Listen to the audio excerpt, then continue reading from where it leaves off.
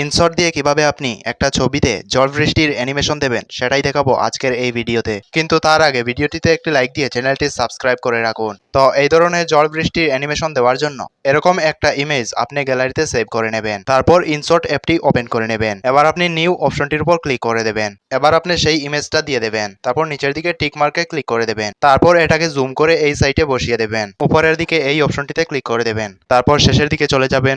তারপর এই ইমেজটাকে টেনে এই দিকে নিয়ে যাবেন। এবার যদি আপনি এটাকে প্লে করে দেখেন তাহলে অনেকটা এরকম দেখতে হবে। তো এবার এটাতে জল বৃষ্টির অ্যানিমেশন দিতে হবে। তার জন্য এখানে এফেক্ট বলে একটা অপশন পেয়ে যাবেন, আপনি সেটার উপর ক্লিক করে দেবেন। তারপর এখান থেকে আবারও এফেক্ট অপশনে ক্লিক করে দেবেন। তারপর এখানে আপনি ওয়েদার অপশনটি খুঁজে নেবেন। তারপর সেটাতে ক্লিক করে দেবেন। তারপর এখানে রেইন বলে একটা অপশন পেয়ে যাবেন, আপনি সেটার উপর ক্লিক করে দেবেন। তারপর টিক মার্কে ক্লিক করে দেবেন। এবার এটাকে টেনে ভিডিও অনুযায়ী লম্বা করে দেবেন। তারপর আবারও এফেক্ট অপশনের উপর ক্লিক করে দেবেন এবং আবারও ওয়েদার অপশনটিতে ক্লিক করে দেবেন। এবার এখান থেকে লাইটনিং বলে একটা অপশন পেয়ে যাবেন, আপনি সেটার উপর ক্লিক করে দেবেন। তারপর টিক মার্কে ক্লিক করে দেবেন এবং এটাকেও টেনে ভিডিও অনুযায়ী লম্বা করে দেবেন। এবার দুটো অ্যানিমেশনই দেওয়া হয়ে গেছে। এবার যদি এটাকে প্লে করি তাহলে অনেকটা এরকম দেখতে হবে। তো এবার এটাকে গ্যালারিতে সেভ করার জন্য উপরের দিকে এক্সপোর্ট অপশনে ক্লিক করে দেবেন। তারপর আবারও এক্সপোর্ট অপশনে ক্লিক করে দেবেন।